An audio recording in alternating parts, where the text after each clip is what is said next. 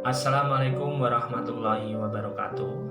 Kita berjumpa lagi di pertemuan kedua, masih dalam bab 1 yaitu seni lukis, mata pelajaran seni budaya khususnya seni rupa kelas 9 semester 1. Di pertemuan pertama sudah saya sampaikan beberapa materi mengenai seni lukis, dan di pertemuan yang kedua ini saya akan melanjutkan materi seni lukis.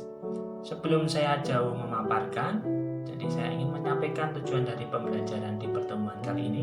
Yang pertama, siswa mampu mengelompokkan tema-tema pembuatan karya seni lukis. Lalu yang kedua, siswa mampu mengenal karakter, bahan, dan alat pembuatan karya seni lukis. Langsung saja kita masuk ke materi berikutnya. Yang pertama, materinya mengenai tema seni lukis. Jadi dalam pembuatan karya seni lukis ada beberapa tema yang bisa dipilih, bisa digunakan. Jadi tema-tema dalam pembuatan karya seni rupa murni atau seni lukis antara lain itu ada manusia dengan dirinya sendiri. Jadi di tema ini untuk mengungkapkan cita rasa keindahannya, seniman dalam mengungkapkannya menggunakan potret dirinya sendiri sebagai objek lukisannya.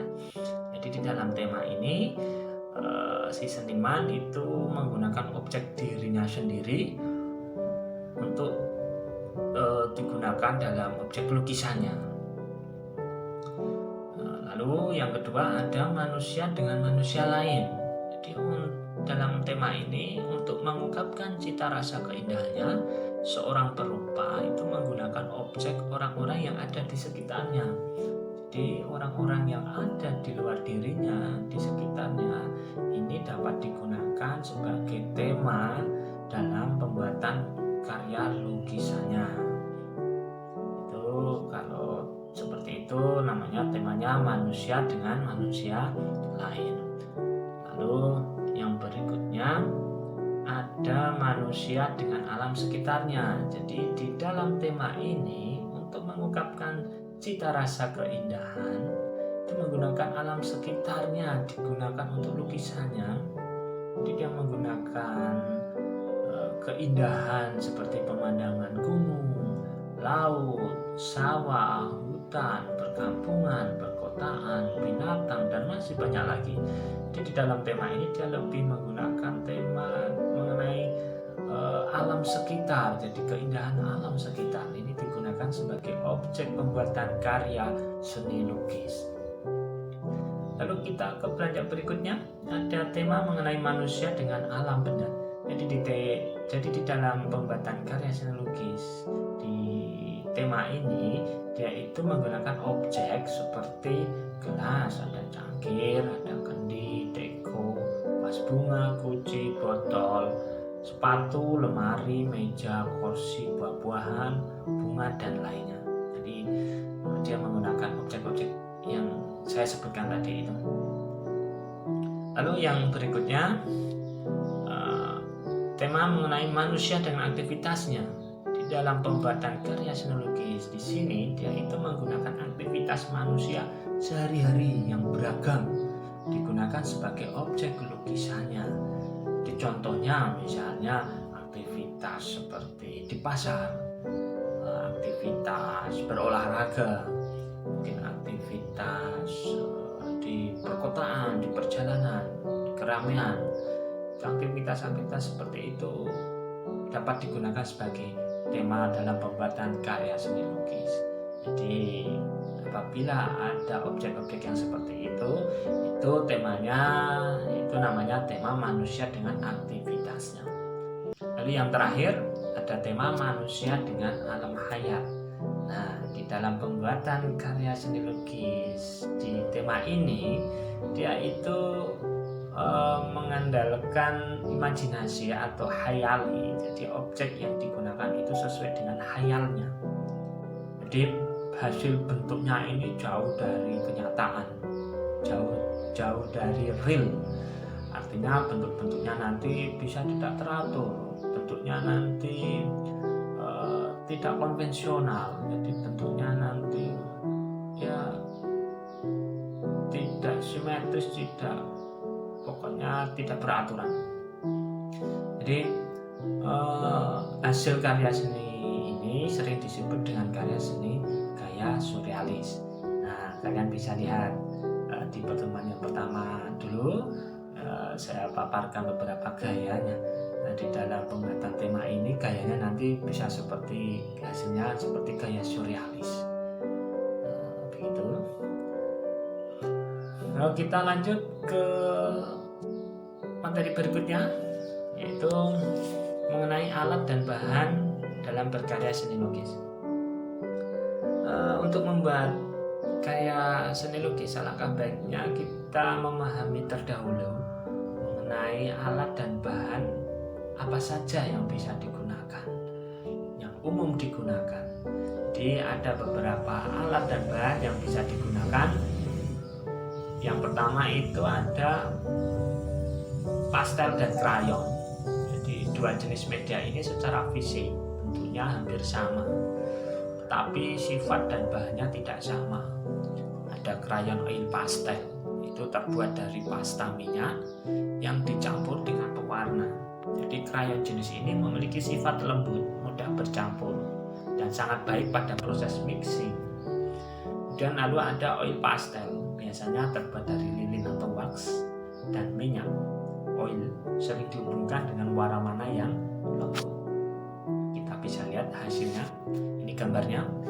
Nah, kita lihat dulu ini antara krayon dengan oil pastel. Jadi kalau krayon itu hasil warnanya pucat, lalu mengandung banyak lilin dan variasi warnanya terbatas.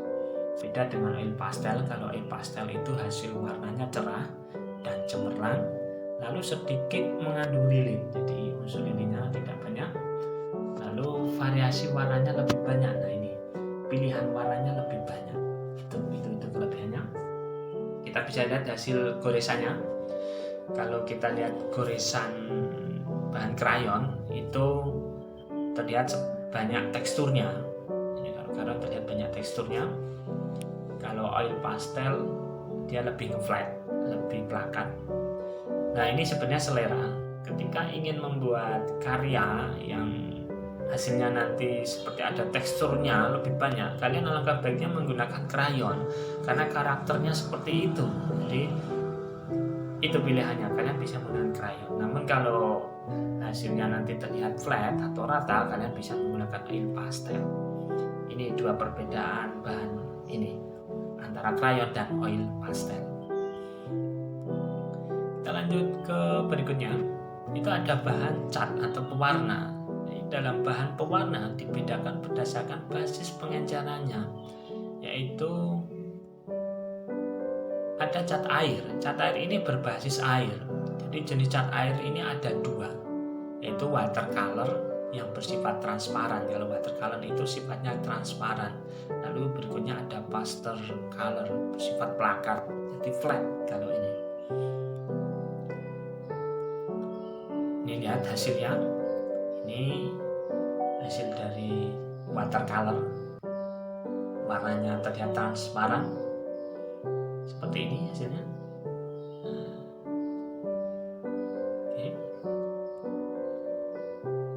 Kalau kita menggunakan poster color, hasilnya lebih flat dan tebal, jadi hasilnya seperti ini, bisa dicermati.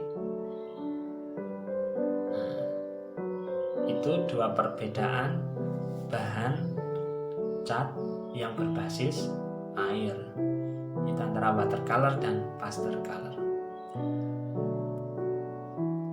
Berikutnya cat minyak. Jadi cat minyak ini berbasis minyak, terbuat dari partikel-partikel pigmen warna yang disuspensi dengan media minyak.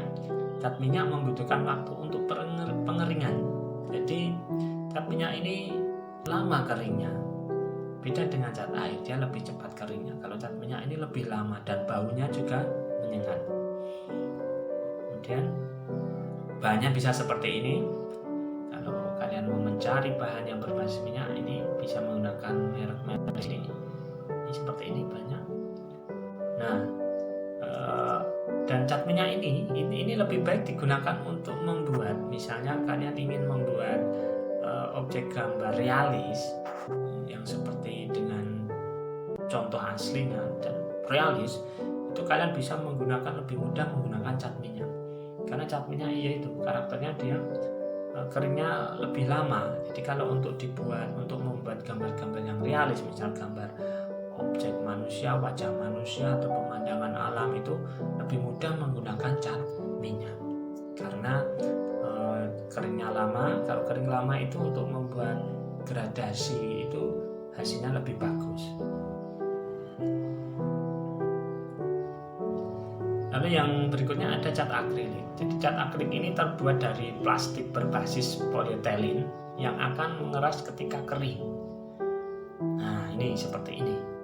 Ini sebenarnya cat akrilik basicnya juga menggunakan air dan baunya juga tidak menyengat. Namun bahan ini cat akrilik ini ada unsur plastik kayak unsur karetnya. Ini sebenarnya bagus ini cat akrilik ini. Bahannya seperti ini merek Sakura. Kalian bisa menggunakannya.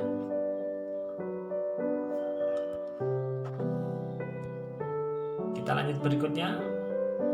Ada alat kuas. Ini sudah tidak asing lagi ya. Kuas itu alat yang digunakan untuk cat ke media lukis, untuk mengecat ke media lukis. Ini kuas, tidak asing lagi. Ini sudah sering ketemu alat yang seperti ini di bermacam-macam ukuran. Ini kuas, jadi disesuaikan nanti bidang yang akan dikuaskan. Misalnya bidangnya itu lebar, bisa menggunakan kuas yang lebar. Kalau bidangnya kecil, menggunakan kuas yang kecil. Jadi kuas ini silakan kalian pahami ukurannya, itu digunakan sesuai dengan media yang mau dicat.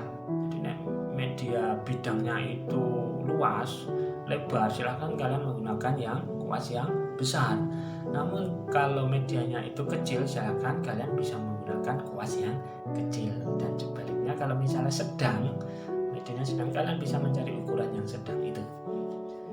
Ini kenapa ada beberapa ukuran. Lanjut kita ke pisau palet. Nah, pisau palet ini mungkin ada yang belum tahu ya. Jadi pisau palet ini terbuat dari aluminium tipis. Fungsinya adalah untuk mencampur cat, juga dapat untuk membuat efek-efek goresan atau tekstur pada lukisan. Jadi kita lihat ini seperti apa sih pisau palet. Nah ini ada beberapa bentuk dan ukuran. Ini sama seperti kuas, bisa digunakan sesuai dengan bidang yang mau digoreskan. Ini bisa untuk membuat tekstur. Kalau ini membuat tekstur, ini menggunakan palet ini lebih bagus hasilnya. Efek-efek goresan dan tekstur ini bagus menggunakan alat ini. Ini ya, sudah dilihat ukurannya bermacam-macam. Lalu kita ke berikutnya ada palet. Nah ini sudah tidak asing lagi nih. Ini pasti banyak yang memiliki kalau palet ini. Palet ini media yang digunakan untuk tempat mencampur cat. Nih seperti ini ya. Tentunya sudah tidak asing lagi. Ini memang fungsinya untuk mencampur cat. Kita lanjut berikutnya. Nah ini mungkin masih ada banyak yang belum mengetahui kanvas. Jadi kanvas itu merupakan media yang umum dipakai sebagai media dalam melukis. Jadi kanvas itu sebenarnya bahannya terbuat dari kain. Jadi kanvas itu umum digunakan ketika dalam membuat karya seni lukis. Di kanvas ini nanti dibentang di spandram namanya, yaitu sebuah kayu yang dibentuk kotak. Lalu untuk membentangkan kain itu, kemudian lalu di staples agar lebih kuat atau diganteker. Nah, kalau sudah terbentang seperti ini, baru bisa digunakan untuk membuat lukisan.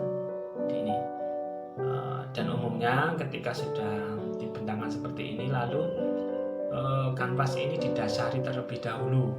Umumnya didasari warna putih, cat, okay. Agar apa? Agar pori-porinya tertutup, bisa tertutup. Ini. Dan ada juga yang dicampur dengan lem catnya itu agar lebih kuat lagi. Namun kalau menggunakan dicampur dengan lem kayu itu nanti hasilnya mudah menjamur, mudah ada jamurnya. Di alangkah baiknya cukup cat saja, dikuaskan yang rata. Kalau sudah kering bisa digunakan untuk membuat lukisan. Ini yang dinamakan kanvas. Baik,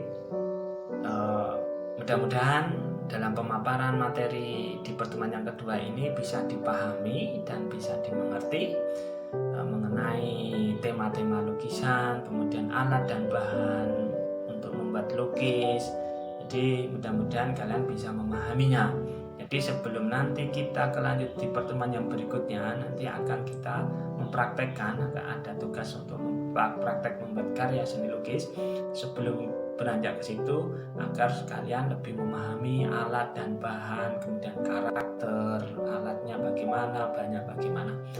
Ketika sudah memahami itu, mudah-mudahan kalian ketika dalam pembuatan karya ini bisa dibuat dengan baik dan lancar. Jadi di pertemuan ini kita membahas itu tadi, ada tema dan alat dan bahan melukis. Baik, saya cukupkan sampai di sini. Jadi kita akan bertemu lagi di pertemuan yang berikutnya, masih dalam tema seni lukis, dan mudah-mudahan kalian bisa memahami dan bisa mengerti dengan baik. Oke, saya cukupkan di pertemuan yang kedua ini. Kita akan bertemu lagi di pertemuan berikutnya. Saya akhiri. Assalamualaikum warahmatullahi wabarakatuh.